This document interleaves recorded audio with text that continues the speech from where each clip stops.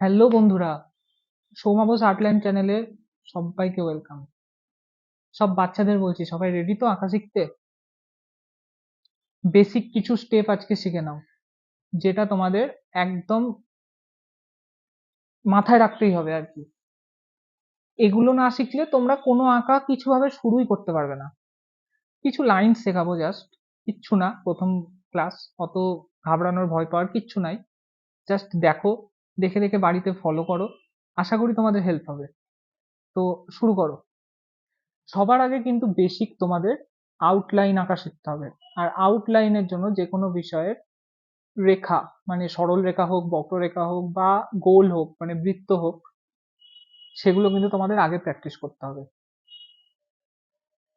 যে কোনো আঁকাই কিন্তু, বিশেষ করে তোমাদের জন্য বলছি যারা ছোট রয়েছে, মানে তোমাদের জন্য সরল রেখাটা মাস্ট। তো সরল রেখা আঁকার জন্য একদম স্ট্রেট তোমরা লাইন কাটবে, এবং এই লাইন কাটা কিন্তু তোমাদের প্র্যাকটিস করতে হবে। মানে শুধু যে একটা স্ট্রেট লাইন কাটলাম তাহলেই হয়ে গেল, এরকম কিন্তু ব্যাপার নয়। বড়দের কাছে স্ট্রেট লাইন কাটা কোনো ব্যাপার না, কিন্তু তোমরা যারা ছোট আছো, তোমাদের হাতের গ্রিপও ছোট, হাতও ছোট, তো সেক্ষেত্রে কিন্তু সেই ছোট হাত দিয়েই তোমাদের লাইন বড় করে কাটতে হবে। আমি এইটুকু কাটছি বলে তোমাদের এইটুকু কাটলে কিন্তু চলবে না, তোমাদের বাড়িতে প্র্যাকটিস করতে হবে, এবং সেটা অনেক বড় করে, যতটা পারবে হাত না তুলে বড় করে সোজা লাইন কাটার চেষ্টা করবে। প্রথম থেকে এই অভ্যাসগুলো কিন্তু মাস্ট। দেখো,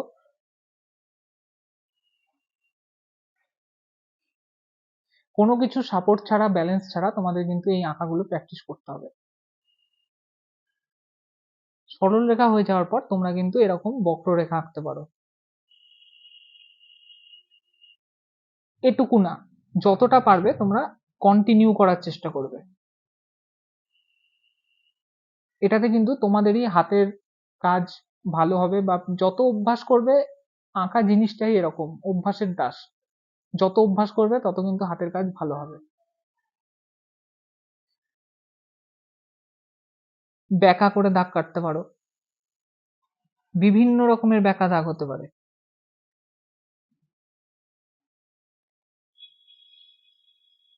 ছোটখাটো একটা জিনিস বলি, যেমন তোমরা হয়তো অনেকে এই সব জায়গায় পেন্সিল ধরতে পারো, একদম পেন্সিলের গোড়ায়। আবার আমি অনেককে দেখেছি এরকম দূর থেকে পেন্সিল ধরে। তো তোমাদের, অনেকে বলবে এটা ঠিক, অনেকে বলবে এটা ঠিক। আমি বলবো তোমাদের আঁকতে যেভাবে পেন্সিল ধরে সুবিধা হচ্ছে, তোমরা সেইভাবে ধরো। আমি কখনো কখনো আঁকার জন্য এরকম দূর থেকেও পেন্সিল চালাই, আবার কখনো কখনো একদম কাছ থেকেও ডিটেলিং এর জন্য এমনি এমনি করে আঁকি। সেটা কিন্তু ডিপেন্ড করছে অনেক কিছুর উপর, আর এগুলো কিন্তু বলে হবে না। তোমরা যখন কাজটা করবে না নিজের হাতে, ছোট বাচ্চাদের আমি বলছি, তখনই বুঝতে পারবে এক্সাক্ট কোন সময় তুমি কাছ থেকে আঁকলে তোমার আঁকাটা সুন্দর হবে, আর কখন দূর থেকে আঁকলে আঁকাটা কিন্তু সুন্দর হবে। বোঝাতে পারলাম? সোজা দাগ গেল, ঢেউ খেলানো বক্ররেখা গেল, এরকম দাগ গেল, বাকি থাকছে গোল।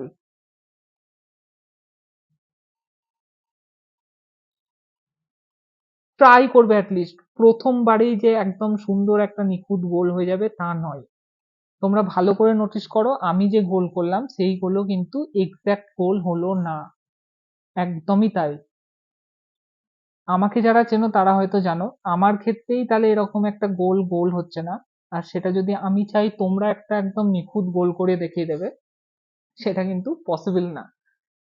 সুতরাং চেষ্টা করতে থাকো, একটা সময় নিশ্চয়ই এরকম হাতেই তোমরা গোল করতে পারবে।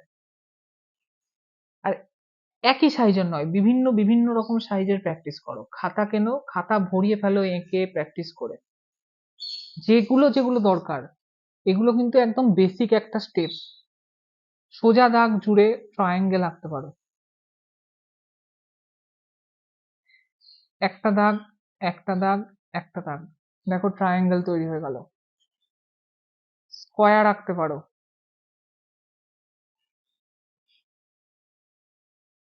আর এগুলো কিন্তু মাস্ট। যারা তোমরা প্রথম শুরু করছো, এমনি করে কিন্তু তোমাদের শুরু করতে হবে, কারণ এই দাগগুলো দিয়েই আমরা পরের স্টেপের আঁকাগুলো শিখবো। পাতা ভর্তি হয়ে গেল, পাতা চেঞ্জ করো, আবার আঁকো। একদম ফ্রি হ্যান্ড ড্রয়িং করো, সোজা দাগ কাটো, বড় বড় গোল করো, বেঁকা দাগ কাটো, ফ্রি হ্যান্ড চালাও। অত ভয়ে ভয়ে এরকম এরকম এরকম করে চালানোর কোনো দরকার নাই। হাতে যা আসবে তাই করো। একদম ফ্রি হ্যান্ডে পেন্সিল চালাও। ট্রায়াঙ্গেল চেষ্টা করো হাত না তুলে আঁকার।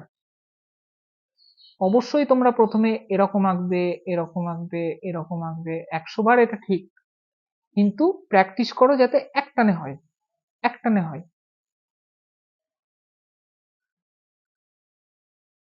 পারবে না, হবে না প্রথমে তোমাদের। তোমরা সেক্ষেত্রে হাত তুলে এমনি করে 4বার হাত তুলে এরকম স্কোয়ার আঁকবে। 100 বার আঁকো, এটাতে কোনো ভুল নাই, কিন্তু আমি বলছি আঁকার পর প্র্যাকটিস করো। প্র্যাকটিস করতে তো কোনো আপত্তি নাই। বোঝাতে পারলাম? আজকের ক্লাস এইটুকু থাক।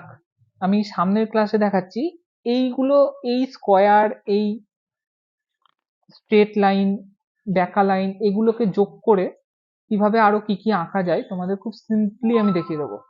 একদম ব্লক আকারে দেখিয়ে দেবো, যেটাতে তোমরা ইজিলি বাড়িতে প্র্যাকটিস করলে আরো ভালো কিছু আঁকতে পারবে। তো এই ছিল আজকের ভিডিও। প্র্যাকটিস করতে থাকো বাড়িতে। খুব তাড়াতাড়ি দেখা হচ্ছে পরের রবিবার পরের ভিডিওতে। আমি এই লাইনগুলো দিয়ে কিভাবে আর কি কি আঁকা যায় খুব সহজে দেখিয়ে দেবো।